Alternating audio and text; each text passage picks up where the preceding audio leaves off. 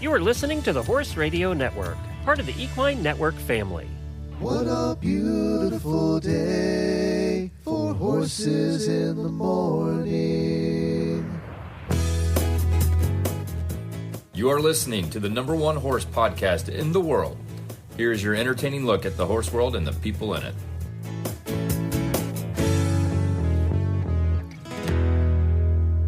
Well, good morning, everybody. I am Glenn the Geek in Ocala, Florida. And I'm Jamie Jennings in Norman, Oklahoma. You're listening to Horses in the Morning on the Horse Radio Network for Wednesday, March 26th, episode 3653, brought to you today by State Line Tack.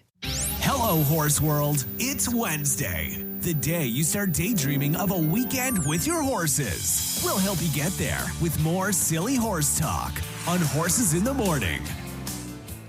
Well, thanks for joining us, everybody. Our breeds of the alphabet today brings us the Friesian with Gala-Hobbs of the Friesian Horse Association of North America. Then Gillian's back from Horses Inside Out from over in England to tell us about the documentary The Bare Bones of the Matter. And we have some mighty weird news. Plus, our auditor highlight in the post show is Shelley, and she is joining us from Connecticut. So all of that's coming up on today's show. But first, we have an underdog to watch for the Kentucky Derby. You know how we always try and find the underdog one that we're going to all root for? Well, I think we have it, and it's thanks to Auditor Alex, who posted this. She said that we got to watch this trainer. His name is Ethan West, and apparently he's a friend of hers. Alex is in the race business also. She's been on this show before. Apparently he's a small trainer, around 20 horses, the majority of which he gallops himself every morning. Oh, my gosh. He's in his early 30s. He was apparently recently married with a new baby, and he's based at Turfway. And he has a horse that has now qualified with 75 points for the Derby by the name of Chunk of Gold, which I love. That's a great name. And they call him Chunk. It's so great. I love it. And the other great thing about this story is not only the trainer, but he was purchased for $2,500 at the Fasig-Tipton, Kentucky October yearling sale. Love it. So $2,500 horse, a trainer working his way up, trying to make his name, and the trainer who, is intimate with all of his horses because he rides them himself, which is unusual, by the way. So yeah, that's really unusual. And the horse's name is Chunk. Yes. So we have something to root for. I'm so excited to hear about that one, and I'm looking forward to rooting for him, hopefully, in the Derby. We'll find out.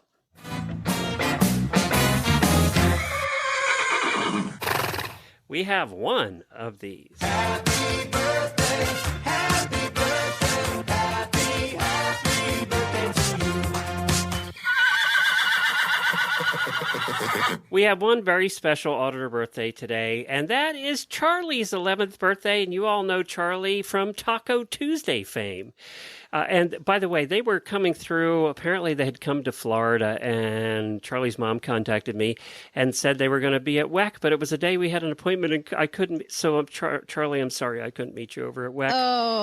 Oh my gosh, I just love it. They posted a video of Taco, and she's standing on his back barefoot, practicing all of these moves for vaulting, arms in the air, legs. I was like, oh my God. And then this is also the pony that they are importing a saddle from Europe for, right? So they had to get a special saddle. And I'm just like, this pony was in a feedlot a year ago wanting to die. And now here he is, the ultimate lottery winner. So, I mean, Charlie won the lottery with him. So happy birthday, Charlie. I think when you get a pony as awesome as Taco Tuesday, that your parents don't have to get you anything else. That's it.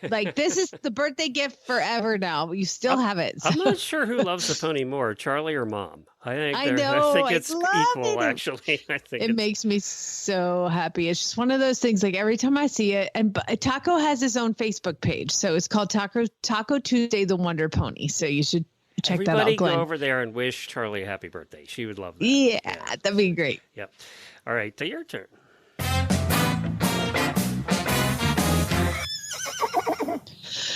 Sometimes when I say things, I don't always think them through. No, really? And sometimes I say things that I've really thought about a lot. But those things that I say that I don't think through, and the things that I say that I do think through, I never really know what's going to stick, to the wall. So there's one thing that I really thought through a lot, but I really didn't think anybody else was going to run with it. And that is after a whole year of all the things that I had to do with my mom and all that, like I realized that we're marching towards death and you should just do it. Whatever it is you want to do it. Cause we're marching, let's go. I mean, here it comes. Like you guys, do it, do whatever you want. As long as you can have money set aside for when you're retired, blow it all, spend it, do whatever you want to do. And Megan, congratulations. She posted a picture of a beautiful, I think it's a buckskin baby horse.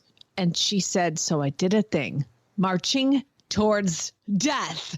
She bought a little Morgan weanling colt who's coming down from Wisconsin. And very cute. Oh, That's very cute. Congratulations, Megan. Thank you. I love it.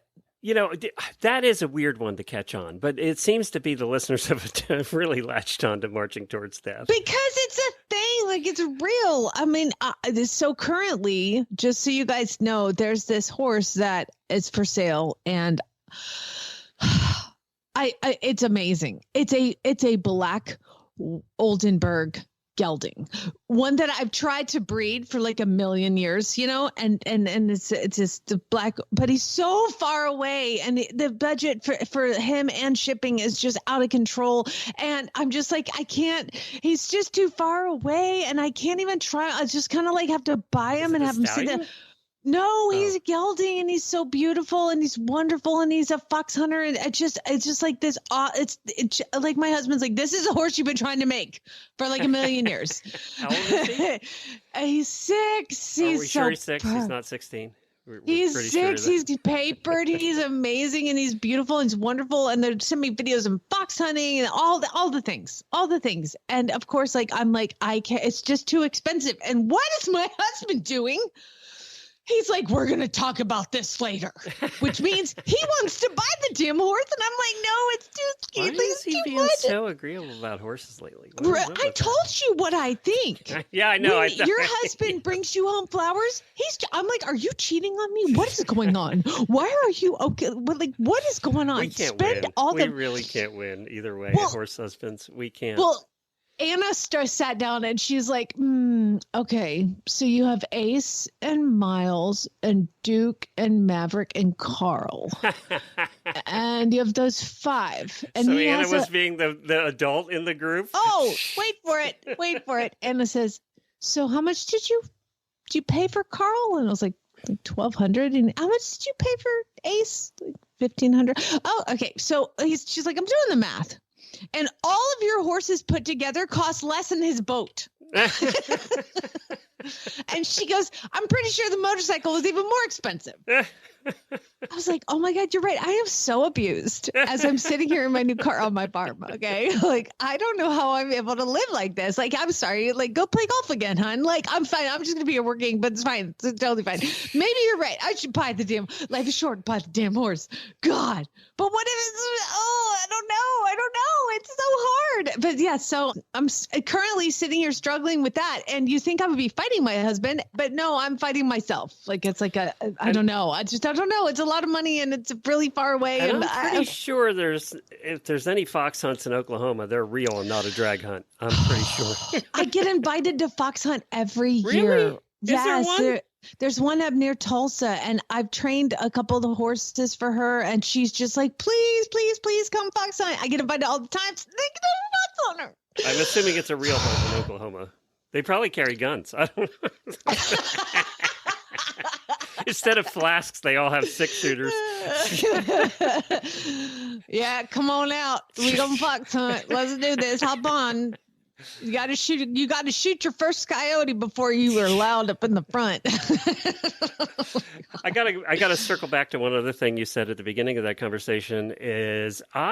You said something to the effect of, I never know what's going to stick, and sometimes I think about things I say, and sometimes I don't.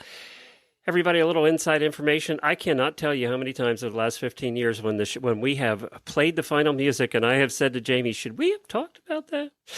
Should you have brought that up? I can't tell you how many times that's. And there's times where you're like, I'm going to cut that out. Yeah, there's times I don't even ask her. I just cut it because she doesn't listen back, so I know I'm safe.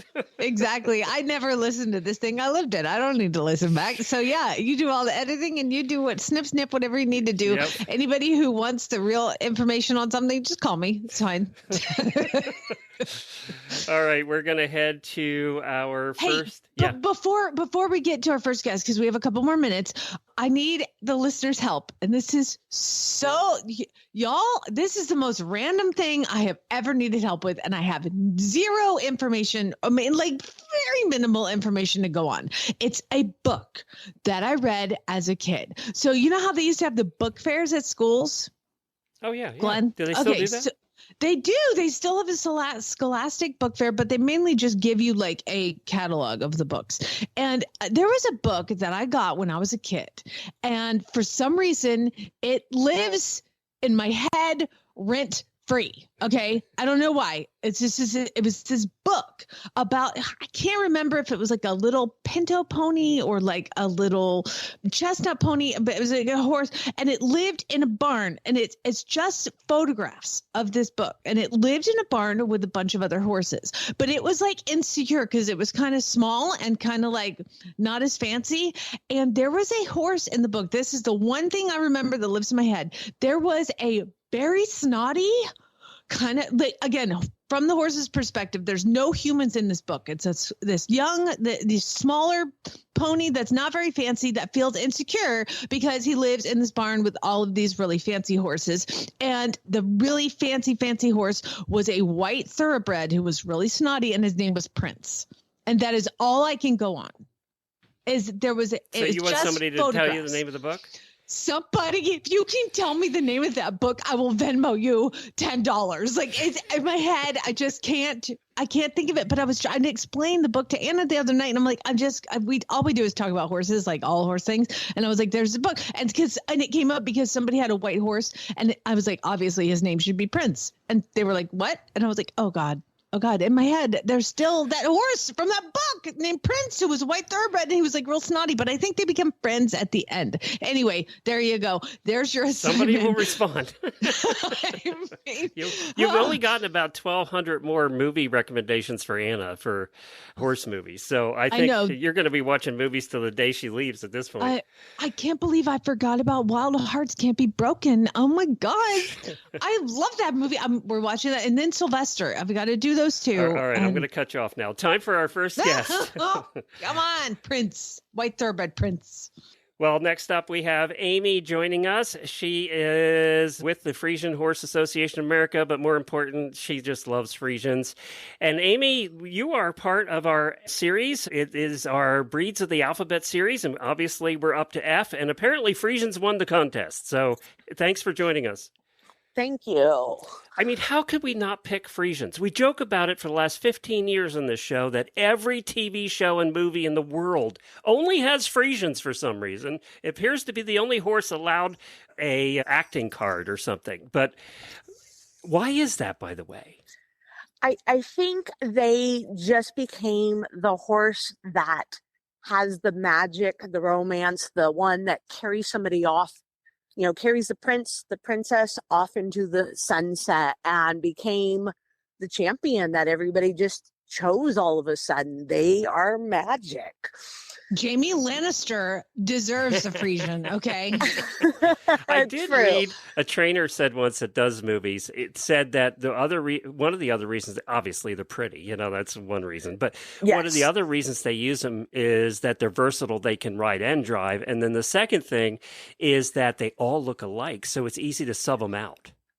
Yeah. The big joke that I have with my husband, and he's very supporting, is I can just keep adding a new black horse to the herd, and he's not going to always know the difference. Do you know the difference? God, I love her. Do you know the difference when you look out in the field? Can you tell them apart? I do. And the funny thing is they're all so much alike, and yet all so completely different in their personalities. So I have the pranksters, the jokesters, the troublemakers, and then my favorite one that I have at home right now, the princess in the tower. She is so just, oh, Mom, come save me, right? She is my princess. So now, how did you get into Friesians? Well, So the funny thing is, in April, it's the 40-year anniversary of Lady Hawk. And it was the movie that changed my life.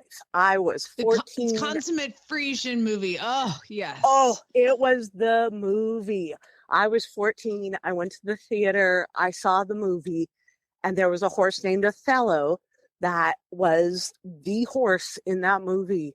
And I got the fever. I just stopped. It changed my life. That was the horse I had to have. Was that the one with Matthew Broderick? Yes. Oh my God, that's 40 years old? 40 years old. gosh. And I had to have that horse. I grew up with thoroughbreds and racehorses and Arabians and done pretty much everything from 4-H to showing and jumping. And all of a sudden it changed. I needed that big, beautiful black horse with the mane that hung all the way down to the ground. That was it. My life changed. Now that you have to brush and keep that mane and tail clean, have you regretted it ever since? There are days. There are days I don't ride because I'm spending the whole time bathing and grooming. And oh boy, now that I'm in shed season, I just spend an hour pulling hair out and rebraiding and doing all that. But it's worth it. I love it. So yeah, it's, I don't know. It's my therapy sometimes, just brushing and grooming too. So it's worth it. I got to ask you, what's your favorite cleaning product? Because whatever it is, it has to be the exceptional one for you to use it. I do a lot of natural stuff. So I do like using some coconut oil. I like mainly, which I put into the manes, Equus. I kind of go back and forth because each horse has its own special needs sometimes. So it's more the natural stuff. It's constant. I go through so much stuff, it doesn't even matter half the time. And honestly, a lot of it is just rinsing. I don't use a lot of product. It's keeping them just rinsed and keeping the sweat and the dirt off of What them. part of the country do you live in? Washington State. So Okay. I actually have a lot of rain and mud. Yeah, your rain rod's probably a bigger deal for you than anything Yep. up there. We do sheets, honestly. I don't even blanket as much. I just do the sheets to keep them cleaner more than anything. So What do you do with your, first of all, I always get in trouble for asking this because it's like asking your age. How many do you have? actually, I'm really proud of this fact right now. I have one, but she's pregnant. But where I work, I barn, I have 3 that I've bred. So I get to play with all of them all the time. And luckily right now I'm just down to 1. And Friesian babies, they're so cute. Oh, God. Be still my heart. It's amazing that I don't keep them all. They're just fantastic. But So my question would be, since we're going through the breed alphabet, what can you tell us about the history of the Friesian? Because I remember hearing lots of different stories about Holland and all these different things. What is kind of the history of the Friesian? Well, so the Freisians can be traced all the way back to, the Roman Empire. They were battle horses. They were war horses. They were fantastic for men in all the gear, and they could go into fight, and they carried them. There's even stories where if the rider fell off, they could stand guard and protect their riders because they were very loyal. They were great for pulling, all the gear and everything, and then also working into the fields and helping do all the work around home. But they did almost go extinct twice, and they had to work really hard to keep them here and bring them back. We got down to 3 stallions. Wow. So they are kind of inbred, and, we almost lost them. We did start the registry and got them worked back. We now have about 8,000 Friesians in the United States. There are only 20 approved stallions in North America. And is that because you're trying to keep the, keep the line as clean as possible? Well, it's a closed registry, and we only breed to approved stallions because the approved stallions have to make sure that they're doing the best they can to improve the breed and make sure they're staying true to the standard of the Friesians. They go through a really strict and have to be totally qualified. So they go through judging. They have to have great bone structure. They have to be free of genetic issues. They have to have the greatest walk, trot, canter. They have to go through all this testing and get approved by judges. What are most of them shown in breed shows, or obviously we see Friesians pretty much everywhere, but are most of them shown in breed shows? What do we do with most of them here in the United States? We see a lot nowadays in dressage. We see them in carriaging. We see people trail riding. We see people doing Western. We do everything from, just pleasure riding, competitive. I have a friend who barrel races, which with a slow Friesian? but beautiful. Yep, slow but beautiful. I was going to say she's not winning much, but yeah, you know what? She has something to hold on to. So yeah, she looks fantastic doing it, and everybody cheers. So they're very versatile, and they can do a lot with them. And obviously, they're making a huge movement in Hollywood. Obviously, So, yeah. You would think there were 12 million Friesians in the world, judging by Hollywood. You know what's Yeah. funny too is that there's some sale barns around here. I'm in Oklahoma, so you see all sorts of stuff, and Oh, I yeah. always see Friesians for sale in the sale barns, and basically it's just a black horse, but it's Friesian. So yeah, I always tell. So I am a mentor, and I always have people coming to me going, "Tell me about this horse," or "Tell me about this." I'm like, well, are they microchipped? Are they DNA tested? Do they have papers? Well, no, they don't have papers. They don't have this. They don't have that. I'm always like, okay, let's do some research first, because there's a difference between a Friesian and a black horse. And I always want people to take the time. Not all black horses are Friesians. Yep, let's slow down. Let's do a little research and check it out, because unfortunately, a lot of people are selling black horses as Friesians, and I don't want people to get scammed or be disappointed. But there are some beautiful Friesians, and there's some beautiful black horses. I mean, I just became a fan of black horses from Lady Hawk. But there's definitely some distance. What is the way that you can tell it is a Friesian registered with fauna? Because that to me is like kind of the governing body of the Friesian, the Friesian horse in North America. Well, they're all microchipped, so you can scan for a chip. We are able to DNA test all our horses, so we can check for that. They all have papers. We can go back and check all the bloodlines and be able to test for all that. They should all come with papers for starters. And then, there's classic signs of what Friesians are. They have the very up forward neck, long manes and tails. They have the feathering. There's just something different in the appearance of a Friesian because of the way they're built, their bone structure, their baroque, their way they're put together. And it's a really tight community. A lot of people know a lot of people in the Friesian business. So a lot of us can verify and talk and say, yeah, that's a great breeder, and that's a great person to work with, and that's a great trainer, and those are these horses. I've gotten to the point where I can actually recognize bloodlines by looking at certain horses and tell them apart now. So there's a lot of people that have been doing it for 20, 30 years and know the difference now. So if somebody wanted, let's do it the other way instead of the way Jamie said, let's go the other way. If I wanted to buy a Friesian, where would I start? I always encourage people to get involved in the industry. Come to some of the inspections that we hold in North America, join some of the local chapters, get online and look at the Friesian Horse Association's sales page, or go to the local states and find the inspections and come meet all the local breeders. And there's so many neat farms, go to the farms and meet the horses. Find the horse that's right for you. Because some Friesians are really chill and some are not so chill. And you got to find the right caliber of a horse that you're looking for. That was going to be my last question to you is who shouldn't own a Friesian?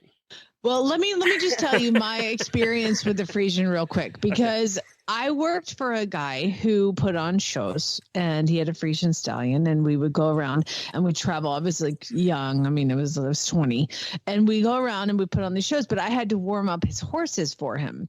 And the Friesian did all sorts of upper level dressage stuff. And my job was to trot him for like 15 to 20 minutes, but I wasn't allowed to post. Oh, that's a bounce. Allowed to oh my God. Like I think I damaged back teeth. No, he would go, no posting, no posting. And I would like sneak a post every now and then because I was like, my teeth were chattering in my head. So, but the most beautiful high stepping trot you've ever seen. Oh, yeah. Right? Yes. That's funny. So I'll ask my question again. Who should not own a Friesian? People who don't post. So occasionally I get these people who their entire life, they've always wanted to own a horse, and they just see this most magnificent animal and they go, that's the one I want. And they have no horse experience, or they rode a horse as a teenager and they haven't done horses in 40 years and they're ready to get back into it. Friesians can be very kind and beautiful and sweet, but they also can be a lot of a horse. And if you don't know what you're doing, they can be a lot of a horse. Like most performance horses that are at that level, you got Grand Prix dressage horses. They're a lot of a horse.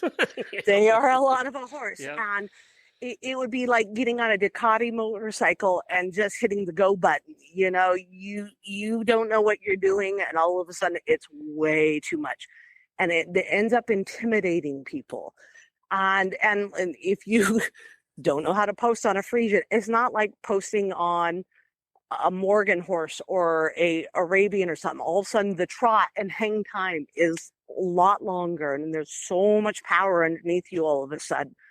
And, I see people falling off or getting scared, and then all of a sudden they're afraid of this $30,000, $40,000 horse they just bought, and they don't know what to do. And it turns into a very bad situation. And it's not a good thing to start there. I tell people, go take lessons for a while, go ride for a while, try out different horses, and then get to your Friesian. Yeah, let's start on a quarter horse and then work our way up. And work your way up, yeah. Exactly. So I just Googled Friesian horses for sale, and I found one, and it is a beautiful bay horse with a very long black mane, and he is for sale. And reading down through here, it's not registered. So now they're calling bay horses with long black manes Friesians? Yeah. Is that a thing? And what happened, the crossbreed market is exploded because it's become a big trend to have anything with the Friesian in its name. You must have that worse than any other breed, actually. Yeah. And honestly, Friesians have started, they're in so many different breeds right now. Like the Warlander is one of my favorite crossbreeds, and some other breeds. There's American Sugarbush, Harlequin Draft, and some other really cool breeds that have come about because the Friesians are in them. This is a Percheron that they are listing as a Friesian. Yes. It's 17.3. I'll tell you what. It's a trigger word. I've been in carriages with Percherons and I've been in carriages with Friesians, and the energy level between the two are not comparable. So yeah. All right, we gotta run here, Amy. Thank you so much for joining us. We appreciate it. You've been a lot of fun. We appreciate you joining us. Thank you so much. I enjoyed it. All right, take care. You guys here's later. A Pinto Friesian. Pinto. Good Lord. Well, we hope you enjoyed that segment on the Friesians. We all know what a Friesian was, so I wanted to do something a little bit different with her, and she was good sport. I can't believe these people are selling these horses by the way, as Friesians. Add Lady Hawk to your list of movies to watch with Anna. So. Oh, yeah. It's not a horse movie, but it is like a romance and mystical and Keep your horse cozy and comfortable all winter long with the Gatsby medium weight stable blanket from State Line Tack at just $39.99. That's 70% off. The stylish and functional blanket is made from durable polyester fabric with soft plush lining. It features a single closure with leg straps to ensure a secure fit. The Gatsby medium weight stable blanket is available in a variety of colors to match your horse's style. Order yours today and keep your horse warm and happy. Don't forget to try the coupon code HRN at checkout for any of your State Line Tack purchases. If it's not already on sale, there are some products that are not eligible because additional discounts are already applied. But give HRN on any of your State Line orders. Just try the coupon code, and the checkout, it'll automatically apply to what it can, and it'll save you some money. That's HRN at checkout at statelinetack.com. Next, this horse health report is brought to you by. Yeah. I've got to get off Dream Horse. I found a gated. I found a gated Percheron for a gated Friesian for sale. Oh yeah, I'm sure. This horse health report is brought to you by Daily Dose Equine, non-GMO core nutrition for horses and ponies of all ages. Well, please welcome to the show again, our friend Gillian Higgins. Hi, thank you for coming on. Hi, Jamie. It's great to be here again. Thank you for inviting me. Well, you're of the fame of the author we've had on that paints the skeletons on the horses, and it's so beautiful. And thank you for the book. It's awesome. I love all your books, and it's just so fun to see the horses on the inside out. But now you have some news. Yes, I do. So the original Horses Inside Out horse, he was around from the very start. His name was Freddie Fox, and we are actually created a documentary series called The Bare Bones of the Master, telling his life story, because very sadly in 2021 he passed away, old age. I had him from to when he was 25, and he has helped so many people to learn about anatomy, obviously with the paintings. And I think I can safely say he was the most painted horse, with every single anatomical system and every movement. And to me, it was such a shame when it came to the end of his life that, obviously, from a personal perspective, it's a really, really tough decision to have to make. I think every horse owner can sympathise with this. Mm-hmm. But for me, I really wanted him to be able to carry on his legacy, so to speak. So we have his skeleton, which has been an amazing journey. We've got his skeleton. He's built in this incredible trotting pose, and it's been absolutely fascinating to study his skeleton and see what we can learn from his life. This isn't a replica, Gillian. This is his actual skeleton? This is his actual skeleton, yes. So I don't know why, if that creeps me out or excites me. I'm not sure which. I'm kind of both. I know. For me, it was a really obvious decision. I know a lot of people think that I'm quite strange like this, but because his life has been about educating in anatomy, to me it was quite obvious, and I knew I had to do it. But I built the skeleton with my dad, so it was quite an emotional and hard thing to do. But on the other hand, we felt, I should say, so honoured to be able to do this. It's such a privilege, and it's so special, I think, to then be able to share the journey, so to speak. It's not so much about building the skeleton, but about what we've learned from his skeleton.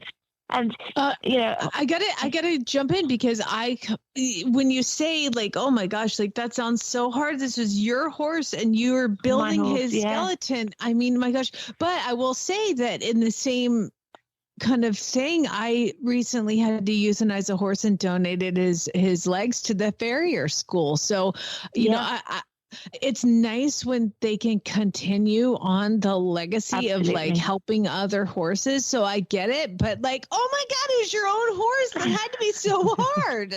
I know. It really was. But we unveiled him. Actually, we have an annual conference, and we unveiled his skeleton at the conference. Actually, it was in 2023. And oh my goodness, it was so emotional. And we did like we had sheets over them, did a speech and told all our story, and did a unveiling for everyone that was there. And oh my goodness, it was so emotional. I don't think there was like a dry eye in the room. It was just incredible. So after having painted, go ahead, I'm sorry. Yeah, so it was, after having painted him, we could then, see the skeleton for real. But for me, they're like, oh, this is great. So many people are going to be able to see him when they come to visit the classroom and things like that. I'm like, that's not enough. So what am I going to do now? So that led to this idea of a documentary series. So as horse owners, we all know, don't we, that there's a team involved in keeping horses to their best. And it's important to all members of the team work together. So whether that's, the coach, the therapist, the vet, obviously the rider, anyone looking after the horses, the dentist, the saddler, the bit setter. I'm sure I've missed some off that list, but everybody that's involved.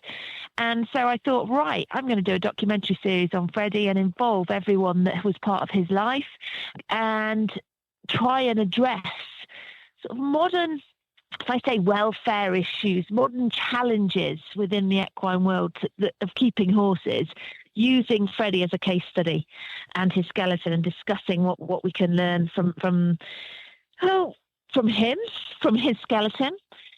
So yeah, that's what it's all about. But my goodness, it's been an amazing journey. I've learned so much, and I'm just keen everyone else will be able to too. So I guess when you've been the one painting him for all these years, correct? Yes. Yeah, that's right. Yeah. So was there anything you were like, oh, I got that wrong? Or were you like, God, I nailed it? Yeah, I think it's amazing how big the bones. I mean, I know that it's, he was a big horse. He was 16.1. Well, I say he was 16.2. And then by the time he was 25, he did actually get a little bit smaller because they tend to go a bit more, dippy backed, and he did get a bit smaller. But even so, the size of his bones were so much bigger. I think from the painting perspective, that was good. But I tell you one thing that was absolutely fascinating. I mean, there were lots of things we found in his skeleton: bony changes, reflections for, if I say old age, veteran horses, sort of bony changes that you would expect from life, from being reaching the age of 25. So there was that. But then we did have, and the difference, I think, between bony changes you get from general movement and life versus bony problems that cause issues is whether it's in the joint surface or whether it's on the bony surface. So where the muscles attach in to insertion points, and there's sort of stress from and I say stress force, not necessarily negative stress, just from everyday life. So that was interesting to see the differentiation between those versus ones that would potentially cause problems. We saw facet joint arthritis, kissing spine, some bony changes in his navicular, which we had been diagnosed, but we weren't. It wasn't as bad as I thought it was going to be, which was interesting. So that was almost the other way around. But I tell you the one thing that was really surprised me, really surprised me. And that was rib fractures. What? I know, because you don't think about a horse having rib fractures, but it's quite common, I think, in the area, the back part of the ribs, where if a horse was to get kicked or fall or something like that. So that's quite common, really. And then maybe in the costal cartilage at the very bottom of the ribs, at the back part of the rib cage. But the interesting thing that with Freddie, it was his 7th rib, quite high up, which would be basically underneath the shoulder, the shoulder blade, and all the musculature of the shoulder blade. So that was fascinating, because how on earth he did that? And it was an old fracture. It had healed, and we don't know when it happened. From looking at the bones, you can learn so much. I think this is the thing, from looking at bones, you can learn so much. But it makes sense, because horses kick each other all the time. So it does kind of make sense that you're going to have a fracture. It sounds like a tree fell on him. Yeah. A tree fell on him, going from where that one's located. I don't think she lives in Tornado Alley, so I think the kick would make sense if the rib's further back, but not where it was. And also, why just one rib? I think he must have had a fall some stage or something like that. But it's just interesting. And I mean, there were other things as well that was fascinating. But it's just, the mind boggles, isn't it, really? But there's so much we can learn from bones. We always say that they tell us a story, but the fact that I knew Freddie so well and had him for so long, to be able to say, well, connect the dots a little bit, which was just absolutely fascinating. And to get so many other professionals involved. There's 12 different people involved over the series, from dental specialists to saddlery specialists, performance and movement assessment coaches, so many different people involved. And really, I'd say every sort of discipline of horse care is sort of represented. And it's just really interesting to hear the stories and their opinions of the skeleton as well and what we can learn from it. It's just been brilliant. Well, I think you're amazing. I think it takes a very special, somewhat crazy person to do what you did for as long as you did. So congratulations on making it. She was analyzing what word she wanted to use there. Yeah. I would totally agree about the crazy side. And it's because the idea really came from the unveiling in 2023, which was February. And here we are in, March 24, 25 even. So two years on, and we're planning to launch the series will come out in sort of September, October, November time this year. So we're really excited to be sort of announcing information about it. But it's where can people watch it? That's amazing. If you head to the Horses Inside Out website, the information's on there, but it's horsesinsideout.com/BBOM, standing for Bare Bones of the Matter.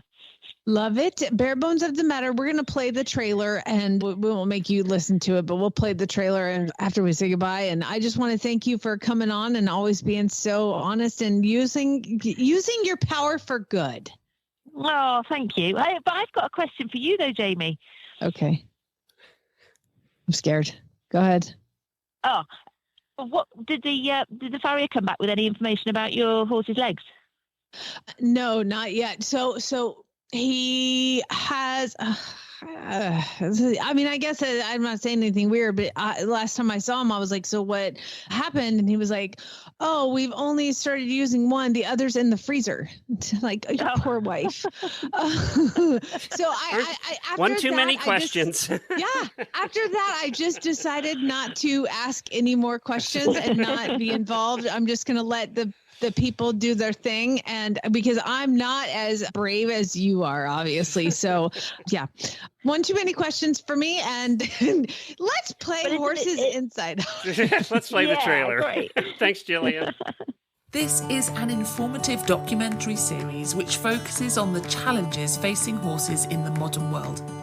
Using the story of her own horse, the original Horses Inside Out star Freddie Fox, and his skeleton as a case study, equine anatomy and biomechanics specialist Gillian Higgins is joined by special guests and celebrities, all equestrian professionals and world leaders in their field, and many of whom were part of the multidisciplinary team involved with managing Freddie during his lifetime.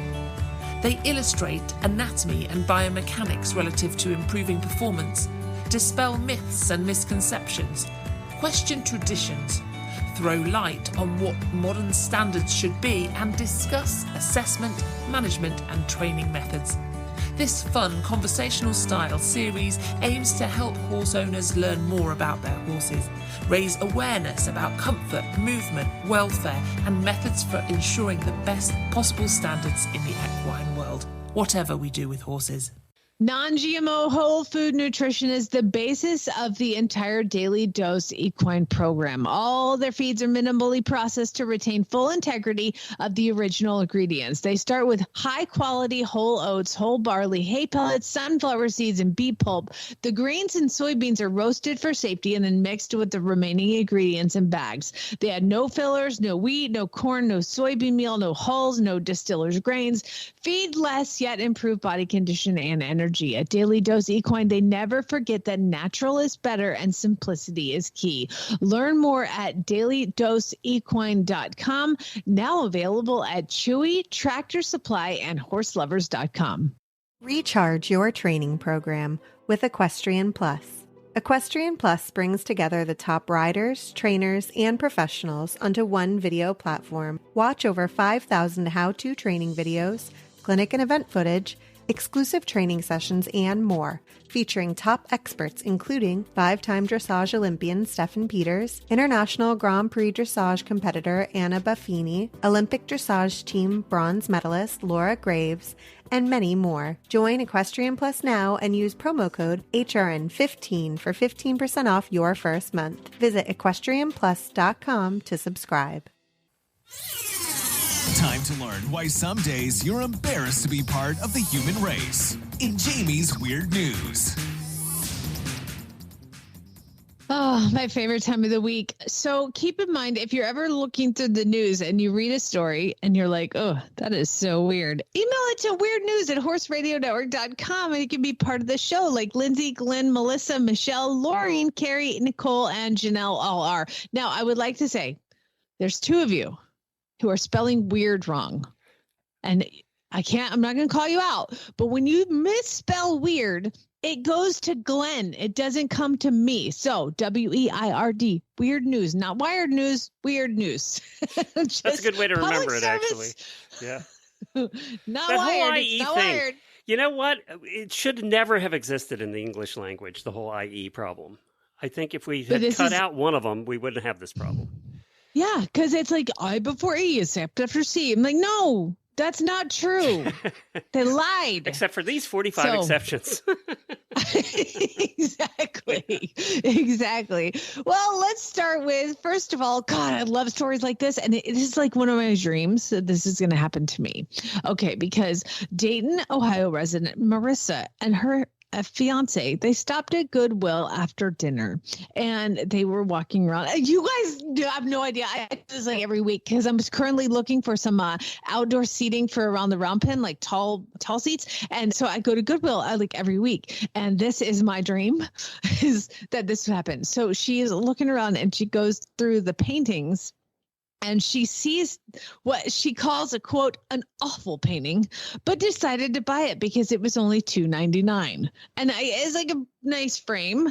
So I guess she thought she'd reuse the frame. Well, as she's loading it into the car, it had a little plaque at the bottom of the frame. And she said, out of curiosity, I typed the name in Google and found out that it was Johann Berthelissen. Apparently, he was a famed American impressionist who died in 1972. And her $2.99 painting sold for $2,875. And it is a pretty terrible painting. It looks like ugly. Somebody painted a bunch of Bob Ross trees in a snowstorm. Like it's terrible. But it was a big ornate frame. Yeah, it's crazy. But yeah, I like when I go through there, I look at little figurines. It's like the little crappy figurines. I'm always picking up the bottom, like looking, I Google it. It's not that I'm like, I need to make $72 on one. I just want to know that I could. Like how awesome would that be to buy a $2.99 painting for almost $3,000? Okay, just me? I don't know. But you anyway, and I would buy cool. the ugly painting and go, this is worth something because of the name, and then it'd be a fake. We'd buy the ugly fake painting. That would be you and I. Not a masterpiece. We'd buy a fake of an ugly, crappy painting. That's what we would buy. We would take it to Antique Roadshow. Yep. We would invest all that time and travel and everything and get there. And they'd be like, okay, well, I can tell this is obviously a print. We're better off with a lottery ticket or betting on races. One of the two for us, I think. I'm going to go with horse races. Yeah, I think so too. Oh, sad. We're going to go to a Bulgarian football club. Okay.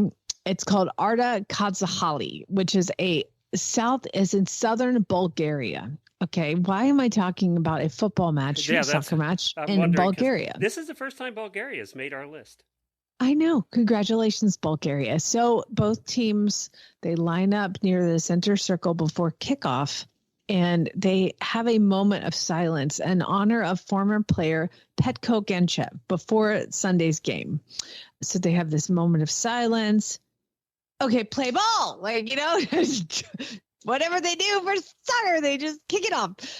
Unfortunately, before the match was over, the guy who they had the moment of silence before posted on their Facebook page, "I'm not dead." They had a moment of silence for a guy that wasn't dead. They were like, oops. So they have now since gone on and apologized to the family and friends of Petko Genchev because they apparently received the wrong information about his death and went ahead and ran with it. And hey, guys, get together. We got to do something for Petko. We have to do something. Let's have a moment of silence before the game without verifying that he's not dead. Somebody saw on Instagram that he was dead and didn't verify it. They just went with it. Exactly. That's funny. Well, we hope he lives a happy, long life. I know. Bless him, bless his little heart. Now, this is a little bit of a journey. Okay. So Overton County, Tennessee, there's a couple and they're real sweet together and just looking at, I love you. I love you too. I love you so much. You're the best. I love you so much. And they're dining at a restaurant and all of a sudden they call the manager over, and Patrick Jones is the manager of the Steel Coop in Livingston. So I'd like to see the manager, and the manager comes over and is like, there's hair in my food. There's hair, and the manager looks down and sees like a big chunk of hair, like a wad of hair, and it's right on the plate. And he was like, oh my God, that's awful. And then took the meal off the bill and profusely apologized. So they're horrified. And this couple's like, I love you so much. I can't believe it, but I love you. I love you so much. So as the couple was getting ready to go, another customer called over the manager. Excuse me, Mr. Jones, we'd like to talk to you. And so he comes over. He's like, what now? And he's like, those people put that in the food. We actually saw the woman reach behind her head, yank out a bunch of hair, and put it on the plate. Just to get a free meal. Just to get a free meal. So they do this every time they go out. Well, so the manager's like, I've got footage here and they haven't left yet. So he runs back and he looks at the footage, and sure enough, this lady rips off her hair and stuffs it in the food, to which then the guy grabbed the hair and put it on his food. He's like, no, I'll take this one. I got this one, baby. I love you so much. Please I love you tell so me much. He called the police and You're the best. Arrested. Please. So he checks the surveillance video and he runs out the front entrance as the people just leave, and he came around the corner. So I don't know why this is so funny to me. He came around the corner and found the man right outside the restaurant proposing to her on the side of the restaurant.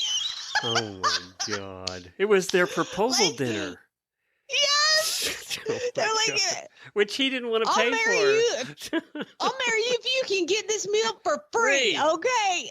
So he said, the manager was like, I ran out there and he's proposing to her on the steps right outside the restaurant. So what did he do? Hey, he interrupted their proposal, called the police, said, don't come back here again. I guess the police were fairly close because they popped right over to the people there, and the police was like, you need to go pay for your meal. And so apparently the next day they did come forth and pay for their meal, which was like $20. So but the fact that he proposed, he was like it was so exciting. These two are meant for each other. They really are. I wouldn't go to the wedding because they'll charge you for the food. Oh, there'll be hair in their food.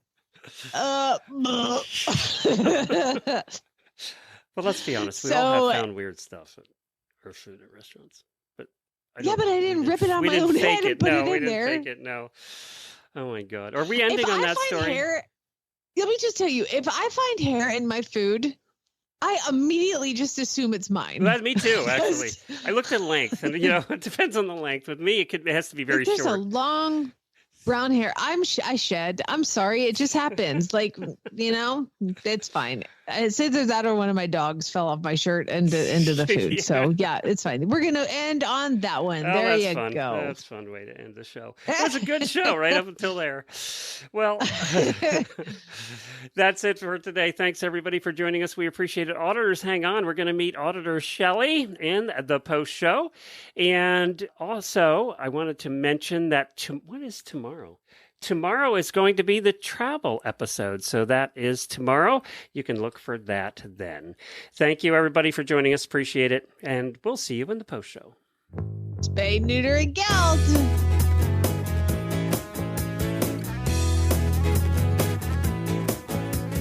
Oh, I found another unregistered Friesian for sale. God, they're everywhere. Probably a lot of those out there. Search Friesian on Dream Horse. It's amazing. It's all that TV. Time for the Auditor Post Show. We want to remind you that this is not always safe for work or the kiddos. Thanks for hanging around Yeah, for they our ain't cheap, nonsense. the good ones.